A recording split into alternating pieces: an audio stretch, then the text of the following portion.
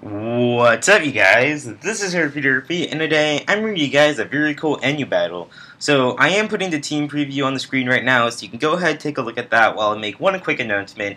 And the announcement is that I'm not going to be here this week, since I am going to be visiting some family this weekend because of Thanksgiving break. So I'm going to be uploading some pre-recorded battles as well as some guest narrations, so definitely look forward to that.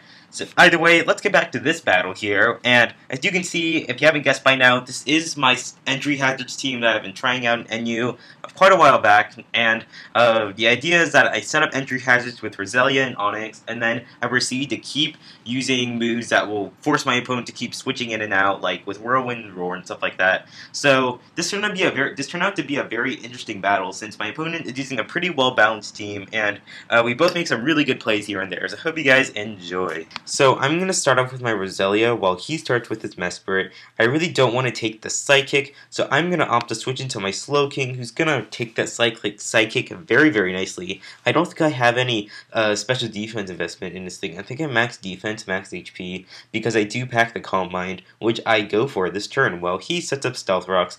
And I know that I feel he's probably going to switch out right here. Knowing that I'm just probably going to set up another Calm Mind. So I'm going to decide to go for a Surf just to damage whatever that's coming in. He actually decides to go into his Rotom Fan, and he is not going to like that Surf because he gets a crit, because I get a crit here. And I'm pretty sure that crit mattered because I don't have any special attack investment. That is a bit unfortunate, but the worst thing he'd do to me was like T-Bolt, but I doubt it would kill me because of the Calm Mind. And just Slowking's already naturally high special defense.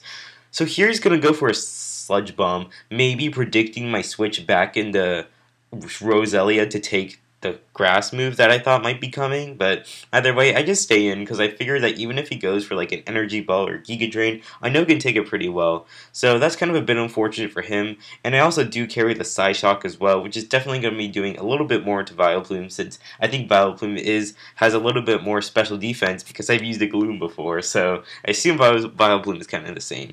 So now he's going to go into Kangaskhan, and I'm pretty sure I can take this Kangaskhan on, considering that I do have, like I said before, I do have a fair amount of defense investment. So Fake Out doesn't really do anything to me, which is totally cool. And I'm not sure why he went for the Fake Out, to be honest. It kind of just wasted a turn and just gave him more Life Orb damage. But either way, he's going to go for the Frustration. It gets a crit back at me, and I'm like, oh, okay, I see how it is, mister.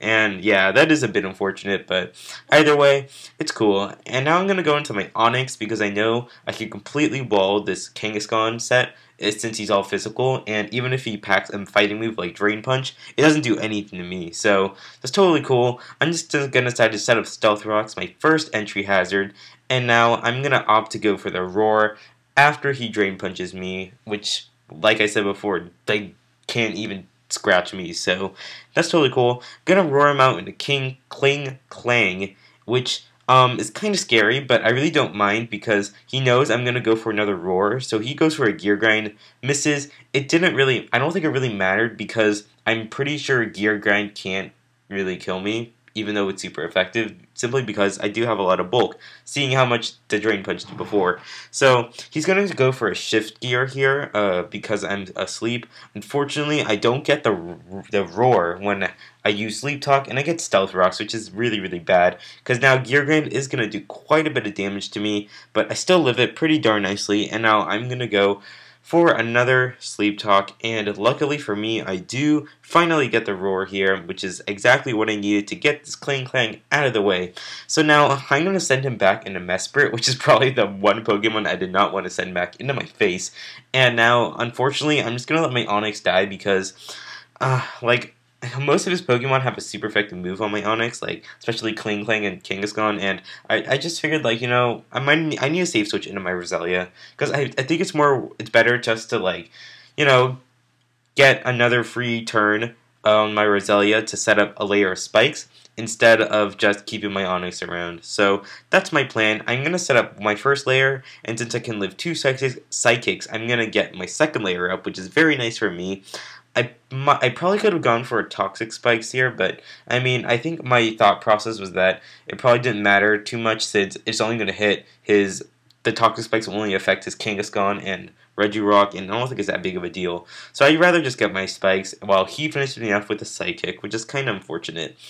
But now I'm going to go into Altaria, and this Altaria, I'm going to speed up this process because this gets really, really stally. So basically this Altaria is max HP, max special defense, and it also carries Cotton Guard. And here he's going to switch out while I'm just going to go for a Roar. Just basically keep forcing him to switch out back and forth between his guys.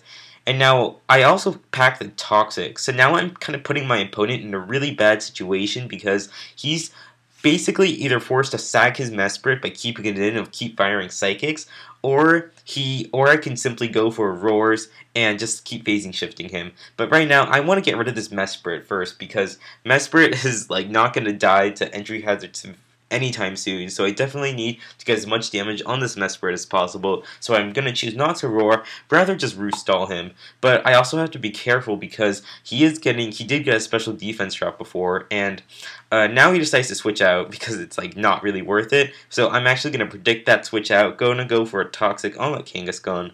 But even if he goes into his Kangaskhan right here, my Altaria still has a huge amount of bulk, and it really isn't going to be taking frustrations like with that much difficulty because of my Cotton Guard boost. So he is going to die to Life Orb and Toxic. Now Kling Clang comes in. He's going to try to bank and risk going for a Shift Gear, maybe thinking I'm going to get paralyzed, but I don't, which is unfortunate. And notice that he's not even setting in his Regirock at any point in this game. And I really just kind of forgot about this Regirock, and you'll see why it's going to be important later on.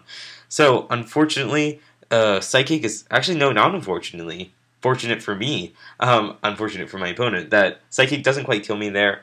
But I am going to get paralyzed right here, which is finally going to end the reign on my Altaria. But it's totally cool because Mesprit is still taking toxic damage, even though you can't see it on the screen because it's weird PO glitch. But either way, he is finally going to die to the Toxic after like 15 turns of stalling. So yay!